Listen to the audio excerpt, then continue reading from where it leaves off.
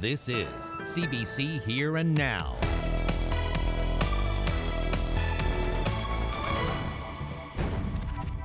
What lit up the sky over St. John's last night?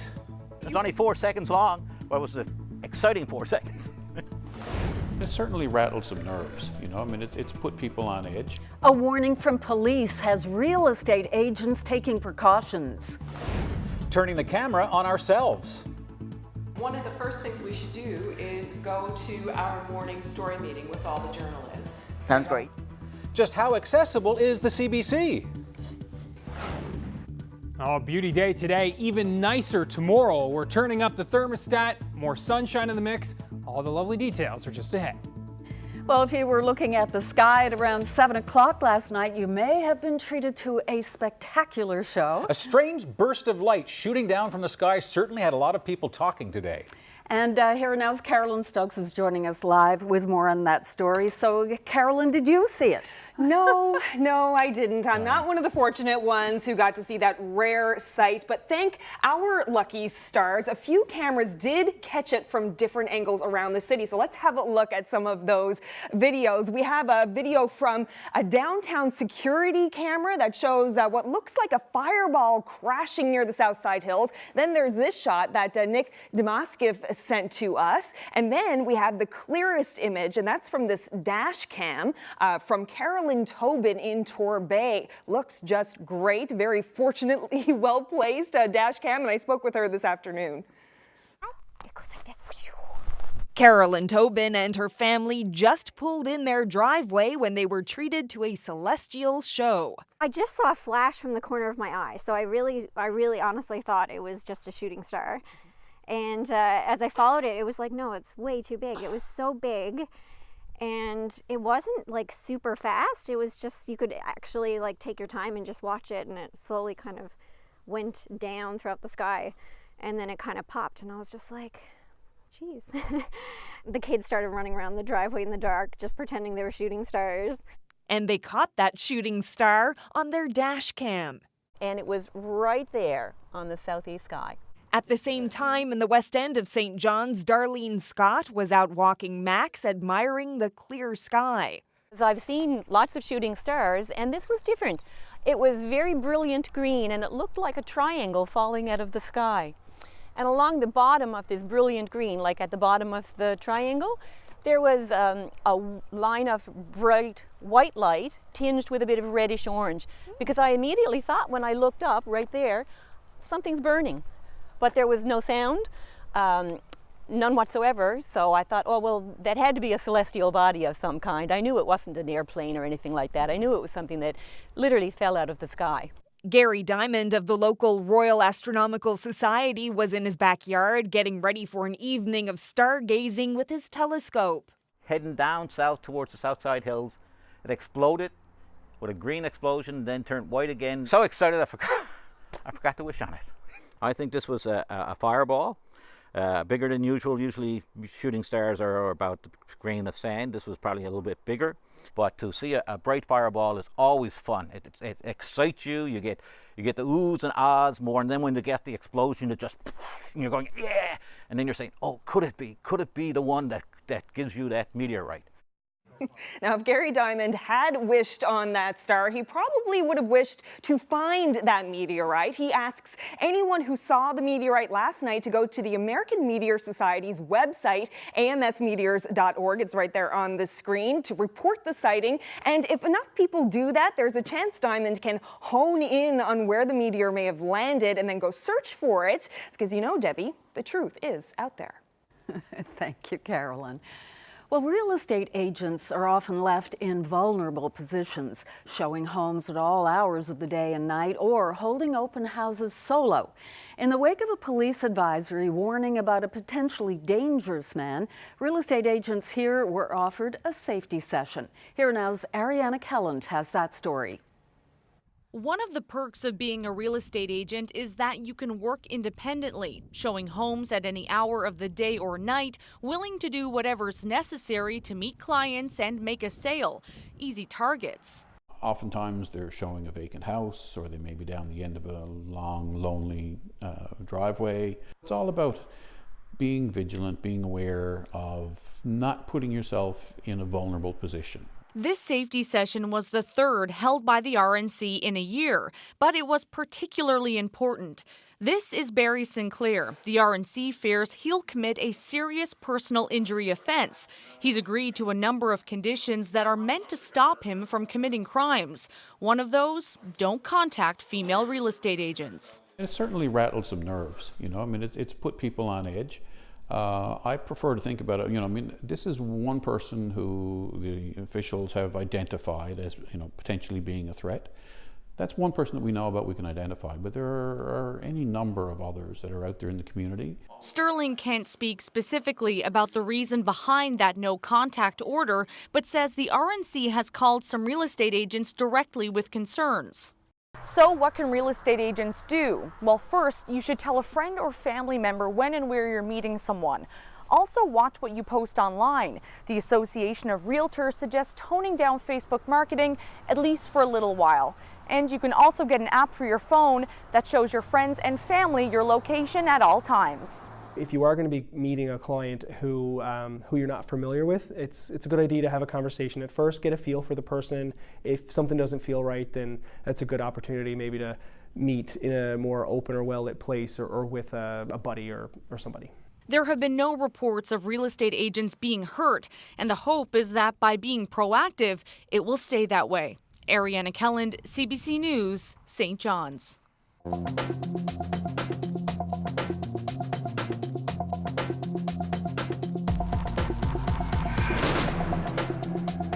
Now to our Access Denied series. This week we're focusing on accessibility problems and solutions, and so far we've shown you many ongoing challenges. But why do they still exist, and how did things get to this point? Well, Ramona Deering, of course, has been following this series and leading this series. Ramona? Anthony, one of the key things that CBC producer Jen White and I learned through doing these stories. Yes, rules are in place, but that doesn't mean that something is actually accessible. Take the ramp at Mile 1 Center in St. John's, the one that Nancy Reed found so steep. This is very steep. Just gonna break a second. Here's what St. John's Mayor Danny Breen has to say. I noticed just walking that it's quite a steep grade. It is. And yeah. we had someone who's got very strong arms come up here in a wheelchair. She had to take a couple of breaks. Yeah. So what are your thoughts about this ramp? Well, I think what it does is it speaks to the need to have the code updated because back when the building was built, this met the code. That code hasn't changed since the building has been built. And the code will change. Those new provincial regulations we told you about yesterday, they'll come into effect next year. And once they do, any new buildings with ramps will have to have much more gentle grades.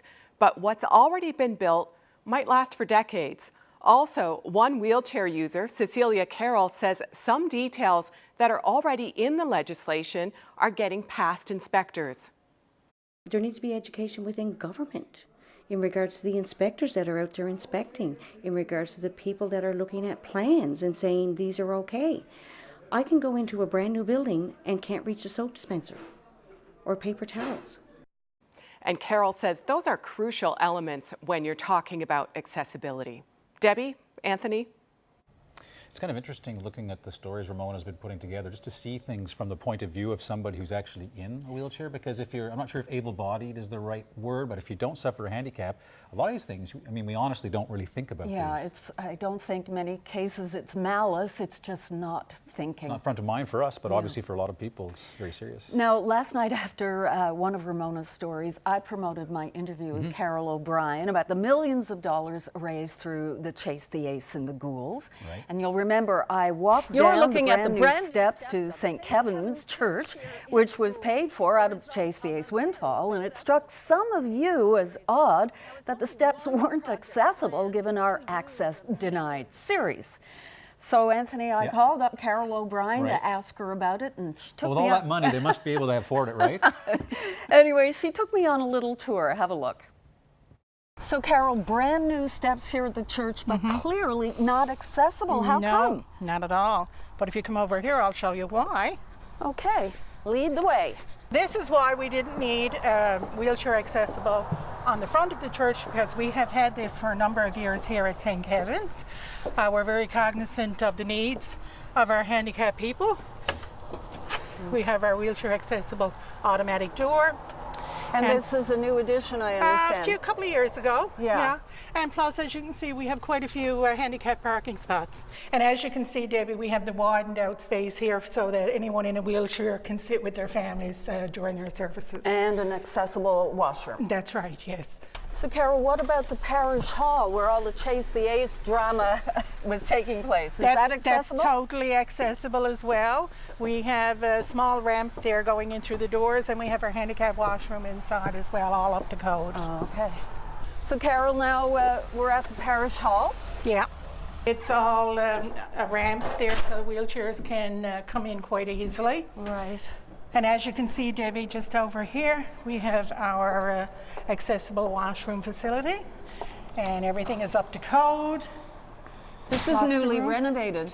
This is a couple of years ago now we had this put in. So, Carol, I'm glad you straightened us out on the accessibility here in St. Kevin's Parish and Church. It's obvious that you've given this a lot of thought here. Oh yes, we've over the past number of years, we realize the importance. We have a regular parishioner who's in wheelchair, and we have to take every step we can to make sure that everybody can access everything. Okay, thanks, Carol. No problem. Well, there you go. Nice. They did it. By the way, $25,000 to renovate that washroom. Wow. Yeah, so it is not a cheap undertaking, but obviously very necessary for the people who need to use those facilities. I love that our viewers reached out, though. I know. And said, hey! Yeah. It was nice. And of course, a nice little follow-up today. So nice for doing that. So what a sight. Did you guys see it? No, we asked Carolyn. Carolyn Stokes. Yeah, we both missed it. How about you? No, I missed it too. We're talking about the meteorite. The meteor, of course, yeah. And so, chance for some star spotting again tonight and tomorrow night is we have pretty favorable skies. Why don't we take a look at the weather map? And again, this is the outlook for tonight and in through tomorrow. The big thing is if you are heading out to do a little stargazing, very mild. Note the southwesterly flow will keep temperatures very mild, mid-high single digits even by midnight tonight. Smooth sailing across the island, just a couple of showers into Lab West. That's it precip-wise. As we move into the morning hours of Wednesday, again, some showers, Labrador City. Everyone else is pretty quiet. Now, you'll note tomorrow morning, unlike what we've been seeing over the last couple of days, a little more favorable walk to the bus and to walk to work as well. Temperatures well into those low, even mid-single digits, even high single digits along the south coast tomorrow. Lab West, the only spot where we'll need an umbrella.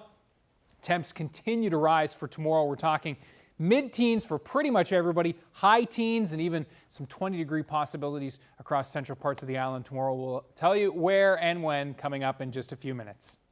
From access denied to access supplied. Tomorrow on Here and Now, I'll be reporting live from this store, which helps customers with disabilities and hires employees with disabilities.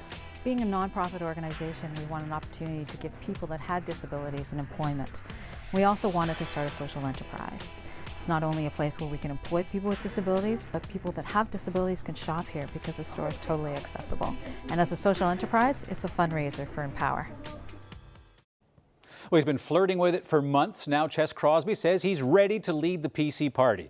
The well-known lawyer and member of the influential Crosby family has made it official. He's holding an event in St. John's as we speak, and our own Terry Roberts is there. Terry, what did Ches Crosby have to say?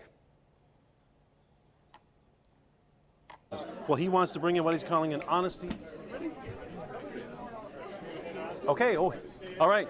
Yeah, we're here at the on the second floor of the Kitty Vitty Brewery, the hospitality room where the new PC leadership candidate, Ches Crosby, just finished his about a 10-minute speech to a crowd of about 100 people here at the brewery, and he's now moved down to the back of the room where he's going to answer some questions from reporters. But he did mention a lot of things here tonight, talking about his priorities if he were to be elected leader. He wants to rebuild the economy, restore confidence in government, and thirdly, he said he wants to revitalize the PC party, which right now has only 6 seats in the legislature. And he also brought up a couple points here that if they came to fruition, he would really shake up politics in this province. First of all, he wants to tackle the overspending problem we have here by bringing in what he calls a debt break law. Now, not many details on this, but he says he wants to cap the level of spending in relation to the size of the economy. He also wants to restore confidence in government. He says all too often politicians get elected on promises and then they turn around and break those promises. Well, he wants to bring in what he's calling an honesty in politics law, which he says could be enforceable in the courts. So a good round of applause here for Ches Crosby as he wrapped up today. He's now the first person to officially enter this race. Another 3 months before the deadline, and might point out 6 members of the PC caucus. Only one of them here tonight, David Brazel, and he's the person I spoke to today. He said he's also interested in the leadership. He's given it some strong consideration. I spoke to another caucus member today who said it's very likely there will be at least another person on the ballot by the time the deadline rolls around in January and the vote takes place in April 28th. Well, Paul Davis, by the way, the current leader, told me today he will not be seeking the leadership. Reporting live from Kitty Vitty Brewery here in St. John's, I'm Terry Roberts for Here and Now. All right, thanks, Terry. It looks like they're handing out free gum at that Ches Crosby event. While the Tory leadership race is now officially on, the PCs do have some work to do. That's according to an opinion poll released today. MQO's poll indicates that the PCs have plummeted 17 percentage points. That's down from 48 to 31 points. It says the Liberals have surged that exact amount, 17 points, and now sit at 52. The NDP remains steady at 15. The poll says more than 1/3 of voters are undecided. Well, regardless of who will lead this province after the next election in 2019, they'll have major budget challenges. The Auditor General released his latest look at the province's books, and it's disturbing. Terry Padden says although the deficit is half of what it was last year, it's still the second highest deficit in history at $1.1 billion. And that brings our net debt to its highest level at $13.6 billion. Padden warns that the Liberal government doesn't plan to balance the books until 2023, and if their targets are off, there are limited options to generate revenue. As the public broadcaster, we wanted to see how accessible it is here at the CBC. How do we do? We'll have that story next.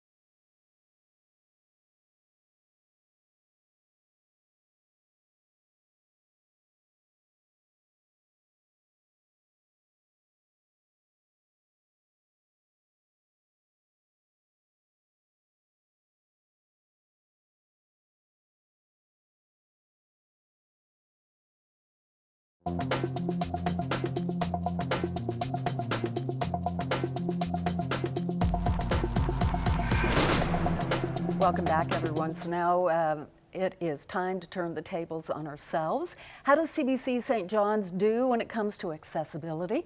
We asked Jonathan Pittman to let us know. Jonathan's a journalism student at the College of the North Atlantic. Here's Ramona Deering now on the good and the bad that Jonathan identified right here in our very own building. Here we go, buddy.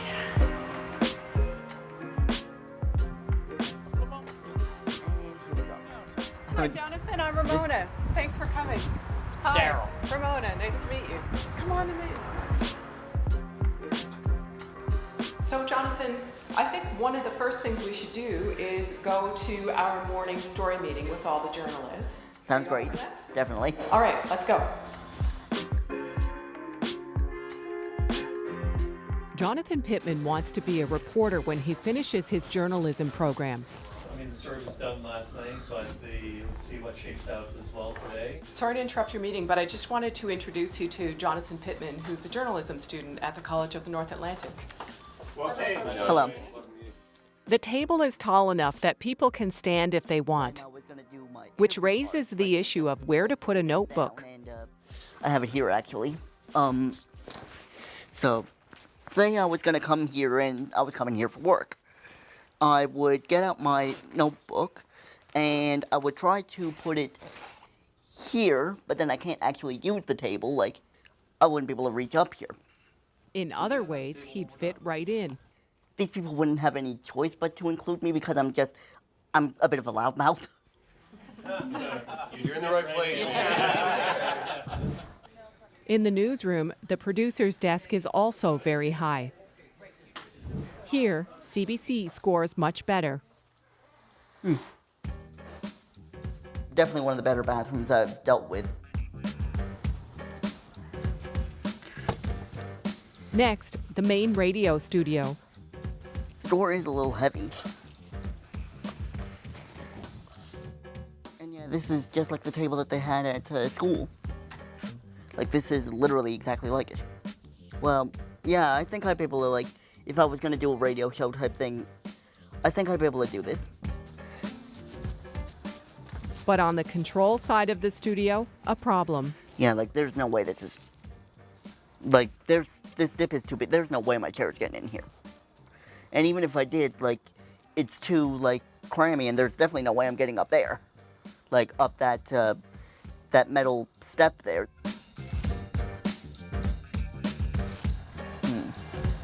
Oh, TV Central. Cool. Interesting.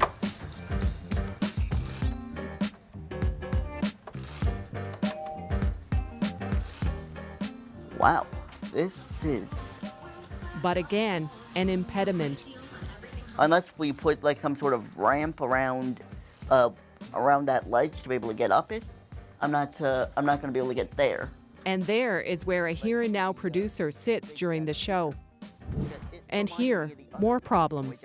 I don't really know. I think that's a little bit big for me. I don't know if anybody would be able to, like, see me. Ladies and gentlemen, my name is Jonathan Pittman, and this is Here and Now. At Ryan Snoddon's green screen, Pittman wonders how to maneuver his chair with the numbers on the weather map in mind. Like, I'm blocking some of them off right now with my chair.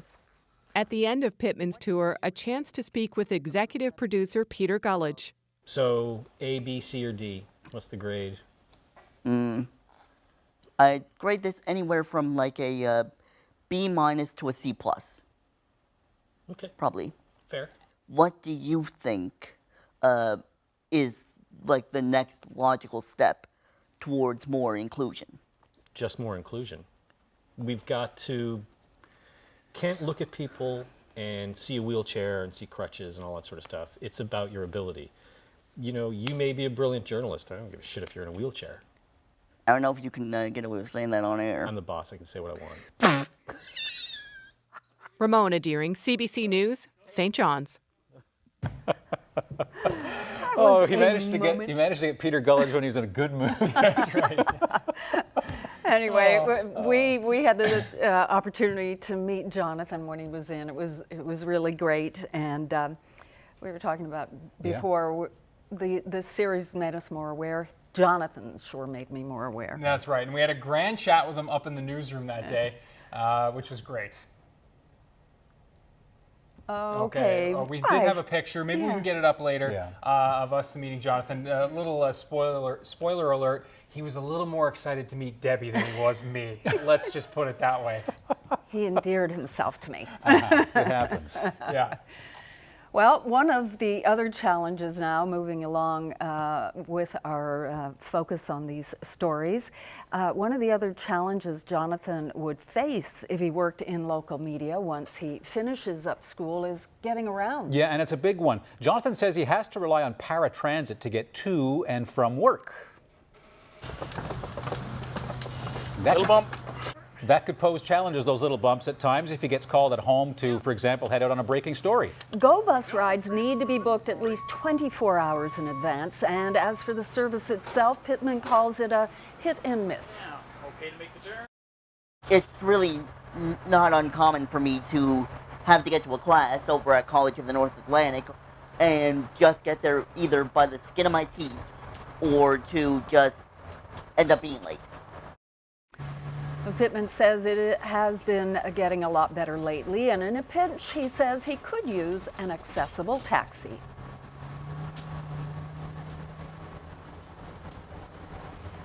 And we were talking about that picture. Visited us. There he is. There he is, Ryan. Nice. Yeah, right up where our workstations are, and that's good. He kept us in stitches, I have to say. He's a character. He is a character. Justice workers and leaders of the Innu Nation made sure that their voices and concerns were heard today at the Labrador Justice Summit. We'll take you there right after the break.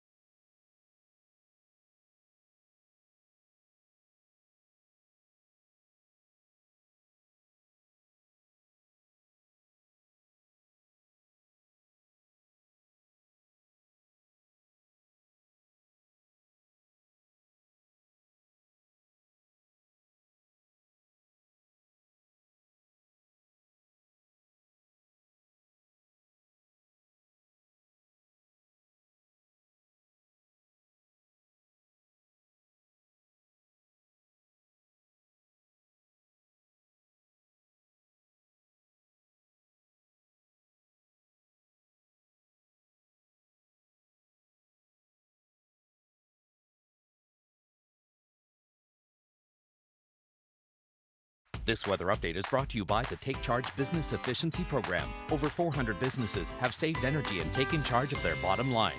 Find out how you can too.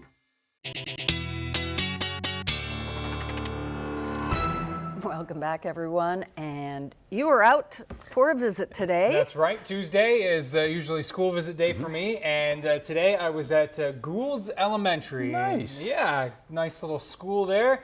And the grade 5s, they were all gathered in the little gym there, or library, and nice to get a nice group together. Anyway, why don't we let them give you a little rundown of the weather headlines. A wonderful Wednesday with the temps in the teens and 20s. With lots of sunshine, too, in the forecast. Another warm one for Thursday. With showers moving into Labrador. Details tonight on CBC. Nice. It only took us 2 takes for that, so it was really nice. A lot of great questions today. Again, the grade 5s are... they're super smart, and they do the weather unit, so I love talking to them, and they always have great questions. And so thank you for having me out. They call you Mister. It's true. It's the only place that somebody calls me Mister. That's why I keep going back to see the grade 5s. So thanks again. We were talking about the warm temps today, and why not? Yes. A record-breaking day today. Any guesses on how long the weather station in Hopedale has been there? No idea. 1942, when Really? Second World War, I believe, is when some of those Labrador stations got set up. And today is the warmest October 24th since that station was set up. So you can see 13, the high there in Hopedale today. Happy Valley Goose Bay, the station's also been there since 1942, but that was the warmest. This was the warmest October 24th since 1967. The last time the Leafs won the Cup, interesting enough. Just throwing that out there. Also a record breaker at the station in Corner Brook, as well as the weather station in Badger. So yeah, a warm one for sure across a handful of stations today, record breakers, but a warm one for most of us. Now that warm air has been building in from west to east. You can see where we were pretty warm for the western half of the island and across Labrador. Not quite tapping into that warmest air just yet in St. John's. We did get to 10 degrees today. Couple of weather stations into that 11-12 degree range, but we will be warmer tomorrow as that southerly air and that southerly flow continues to push in. And tomorrow we're going to be into those mid-teens. It's just Labrador City that has some showers on the menu. Everybody else, another nice one tomorrow. How about this? Captured this sunset just moments ago in Mary's Harbor, 9 degrees there, little light easterly wind. But beautiful shot there from the Mary's Harbor webcam. And that's just a little taste of what's on the menu as we wake up tomorrow as well. It'll be a dandy sunrise for most of us, just light southwesterly winds along the west coast. Chances some onshore drizzle for the southwest coast. Port aux Basques down towards Burgeo. Looks like there's already a bit of fog setting up there in the Port aux Basques area, so expect more of that tomorrow morning. And we'll be seeing a pretty nice start, except for Labrador City, where we've got some showers on the menu. Everybody else, it's a dry start to the day. Those showers will continue for you folks in Western Labrador through the day tomorrow. Across Happy Valley Goose Bay and the rest of the island and Eastern Labrador, sun and cloud is on the menu. Light winds, and so a bit of a sea breeze at times. Placentia and most of the Avalon will range in that 13 to 15 degrees, depending on how close you are to the water.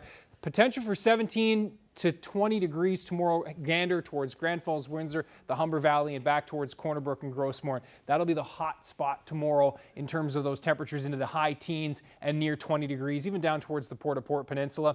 Again, mainly cloudy skies with that drizzle tapering off through the morning hours in Port aux Basques and the southwest coast into Labrador. Sun and cloud on the menu here through the day tomorrow. Bit of cloud cover kicking up in the Straits, and we are looking at those showers into the afternoon for Churchill Falls and most of the day in Labrador City. We'll walk you through the long range right through the weekend in just a few minutes. Anthony? Thanks, Ryan. There's no doubt there are big problems with the justice system in Labrador. From policing to the courts and the jail, the system simply needs a big fix. Yesterday in Goose Bay, the Labrador Justice Summit started looking for those solutions. Jacob Barker reports. We stopped their hunger strike, something that we were willing to die for. Is that not unjust? Outside the summit, accusations of injustice at the Muskrat Falls project. Inside, there was also talk of injustice. There is the legacy of colonialism, right? You have to acknowledge this. It's a big admission from one of the country's top judges. There is a fundamental assault on the structure of Indigenous communities and Indigenous traditions and a way of life, and the imposition of another form of government. The leader of the Innu Nation says the judge got it right, but there's so much wrong with the justice system in Labrador. All it takes to see it is a visit to the correctional center. I was talking to inmates there. I know if you look at the numbers, the majority of those numbers are Aboriginal people, Inuit and Innu. The biggest issue for the chief, a language barrier. Interpreters are not enough. For example, guilty. You have to make a sentence on that. There's no Innu word for guilty. The chief and others are pushing for more culturally appropriate forms of justice. Solutions like sentencing circles are being used, but not enough. A lot of these people are in there for their alcohol-related drug problem. So why don't we address the core of the problems? David Panashaway runs a sweat lodge program at the correctional center. He says time in a sweat lodge could replace jail time in some cases. In a sweat lodge, you can teach a lot of things. How to be a better man and a better father, or do your anger management in a sweat lodge. Justice Minister Andrew Parsons agrees. He says that restorative justice principles could help take pressure off busy courthouses like this one and lead to better outcomes for both offenders and the victims of crime. Jacob Barker, CBC News, Happy Valley Goose Bay. Some breaking news at this hour, especially for parents and students at Bishop Field Elementary. That school is going to be closed until at least Christmas. The school closed yesterday due to a facilities concern in the gymnasium. It turns out a concrete section of the ceiling collapsed onto the gym floor. No students or staff were present at the time, and there were, thankfully, no injuries. The English School District says it is looking at moving students to the former Newfoundland School for the Deaf.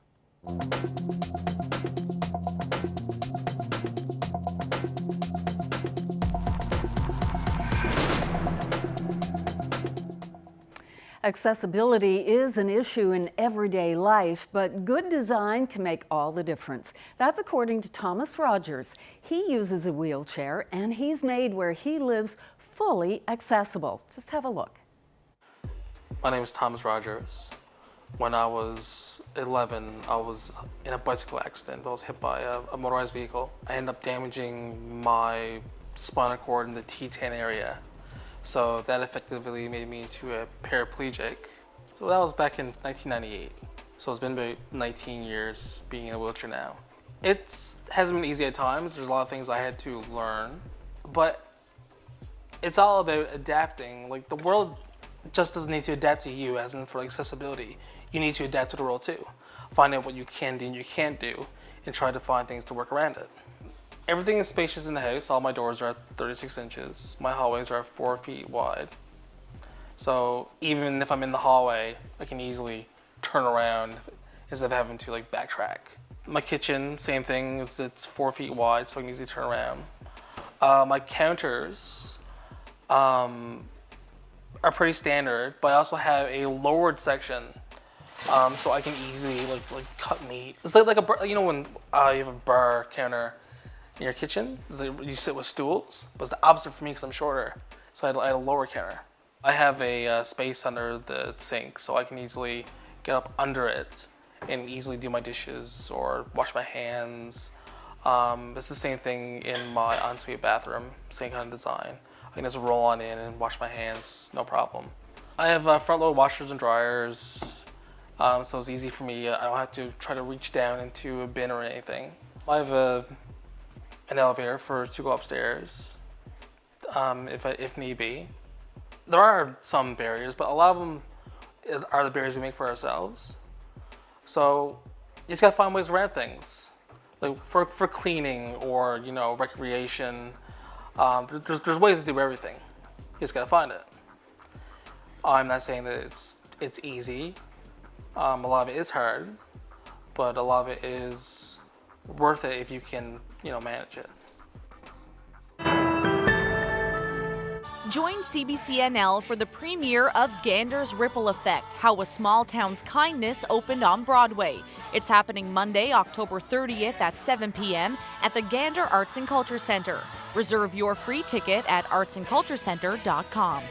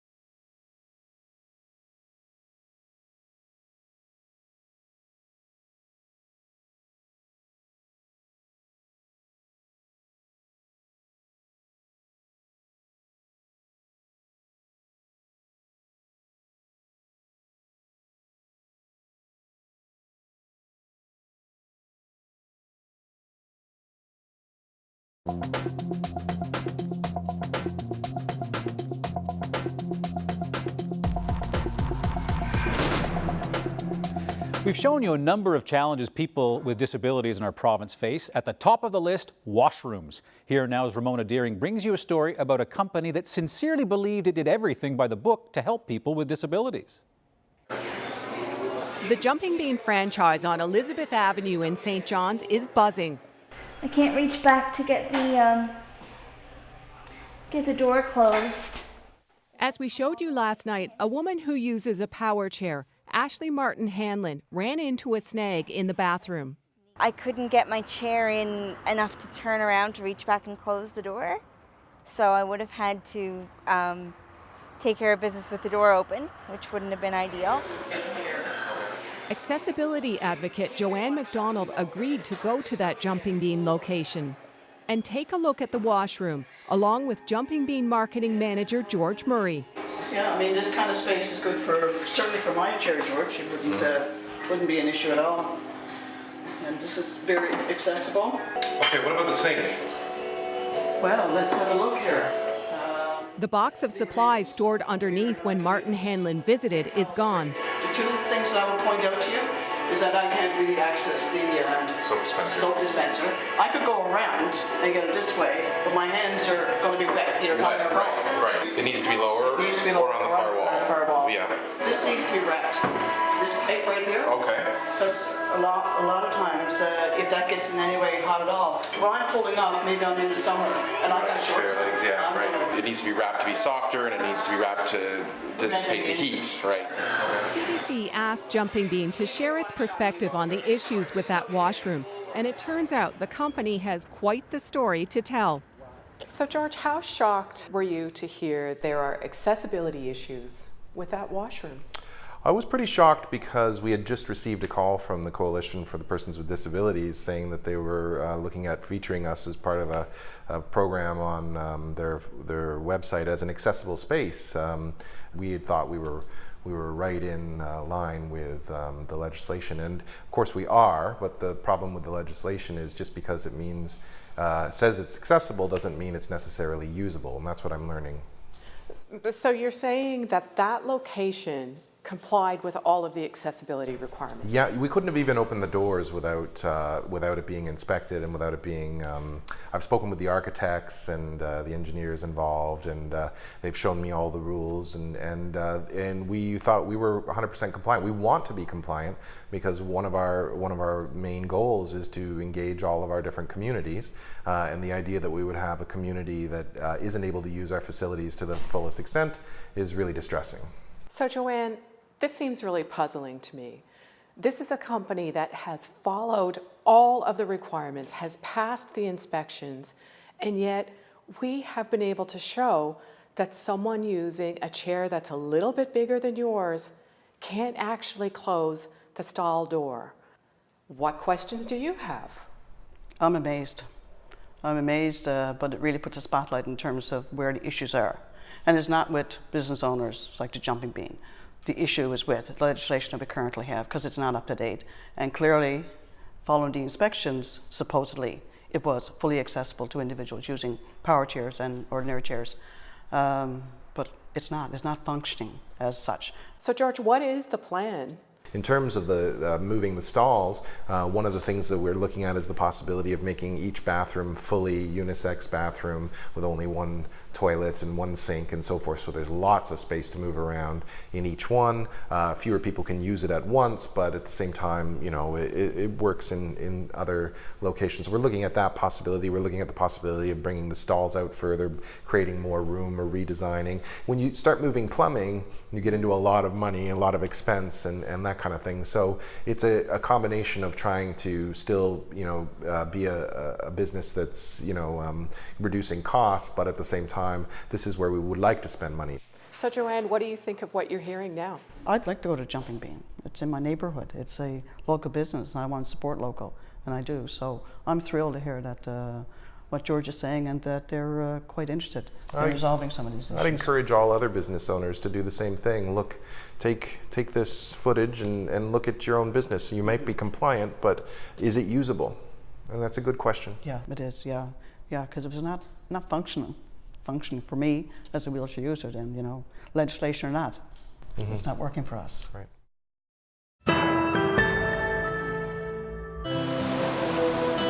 William and John.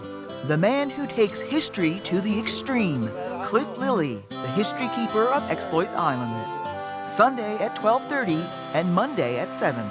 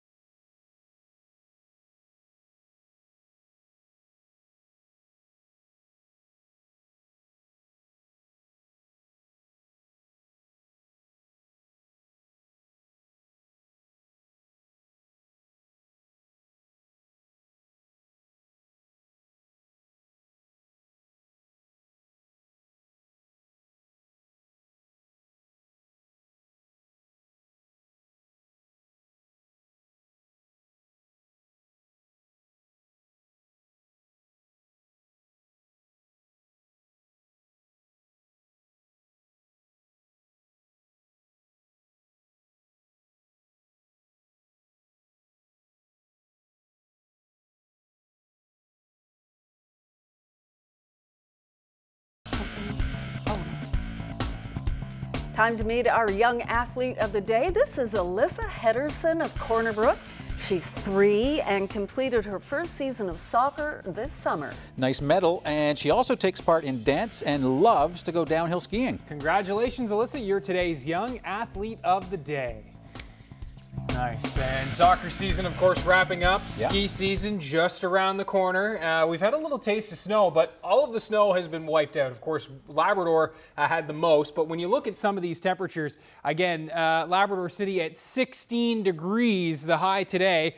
15 in Happy Valley Goose Bay, any of the snow long gone. And have a look at the Maritimes into the 20s today. And we'll get into that 20 potential, even Sydney at 20 degrees today. We'll get into that 20 potential tomorrow across the island as that southerly wind really starts to strengthen. And look at those wind arrows coming in along this frontal boundary that's moving into Labrador City with showers tonight. And again, Newfoundland into a little more of a southerly flow tomorrow. Here's how it's all going to play out. Note as we roll through tomorrow, we've got those showers into Labrador City. It's a pretty nice day, Happy Valley Goose Bay and across the island under a mix of sun and cloud. Temperatures, as I mentioned, into the high teens and near 20 through central towards Corner Brook. Even high teens in Happy Valley Goose Bay tomorrow with plenty of sunshine for most of us. Mid-teens in St. John's. That frontal boundary moves to the east into Thursday. I do think Happy Valley Goose Bay still stays dry on Thursday afternoon, though the clouds certainly thickening up.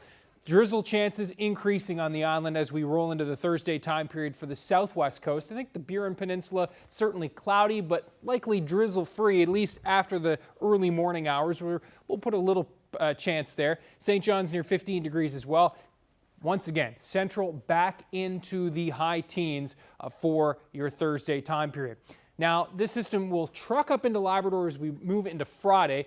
be some snow chances well to the north. I think Labrador City will stay into the rain for Friday. And again, showers for Happy Valley Goose Bay towards Corner Brook down towards the southwest coast. That is where we'll see those chances more so into the afternoon, but do keep that in mind. Temperatures a little bit cooler with as you can see with the wind direction here, it's a little more southeasterly as opposed to southerly. So again, a bit of more of an onshore flow for places like St. John's and Gander and St. Anthony, but still quite a warm one for many of us, and certainly warmer than what we should be for this time of year. That system moves off to the north into Saturday. It's a cool down for Labrador City first. Shower chances across western Newfoundland into Saturday. This area of high pressure comes in and certainly dries us out into Sunday, but there's a northerly flow around that, and you'll certainly note that as we move into the weekend. We're dropping off temperature-wise, but I have put in the normals there for a little perspective. So St. John's, we should be near 9 degrees this time of year, and we're far exceeding that over the next couple days, back towards seasonal towards the weekend. Central Newfoundland, more than 10 degrees above average the next couple of days, back towards seasonal this weekend, but overall pretty good forecast. And then as we move into Labrador, again well above seasonal. Happy Valley Goose Bay should be closer to 4 this time of year. Rain in the west. Well, there's something brand new over at Eastern Health we want to tell you about. After investing more than $46 million, Eastern Health has unveiled its new nuclear and molecular medicine building in St. John's. The new facility houses the province's first PET scanner. There are less than 36 of these scanners in the whole country. They're used to diagnose and treat many illnesses like cancer and heart disease. Here now's Mark Quinn got a tour of the new equipment earlier today. This is a big step forward. This is a introduction of a technology that wasn't readily available here in Newfoundland before. It'll make a tremendous difference in the management and care of a lot of oncology patients, and so patients will receive a very different type of cancer care and a much more advanced type of cancer care that will hopefully impact their treatment and of course their overall survival. From a clinical point of view, it's an investigation that people now no longer have to leave the province for. It's valuable in assessing treatment protocols for cancer patients. It also has a role for neurology and cardiac. From a scientific point of view, this is in many ways a magnet, literally in the basement, the cyclotron, and figuratively, because it will attract high quality, high caliber researchers. It will attract medical physicists in a way that will enable the scientific community here to benefit in spin-off ways. We do know that approximately, it depends a little bit by tumor type, but anywhere from 30 to 50% of cancer patients will have their management altered by the use of this technology, which is a staggering number. I mean, it changes people from being surgically treated versus chemotherapy or one form of chemotherapy to another. So it's a definite advantage and a significant change in how we manage these patients. In the past, a minimum of 300 people a year have gone out of the province to have this investigation. They now have their travel minimized. They can have it done within Newfoundland and Labrador. These are patients who would go for awkward treatment decisions about whether or not a treatment has worked, and if so, to what extent. And the PET scanner will answer that question in a lot of those cases.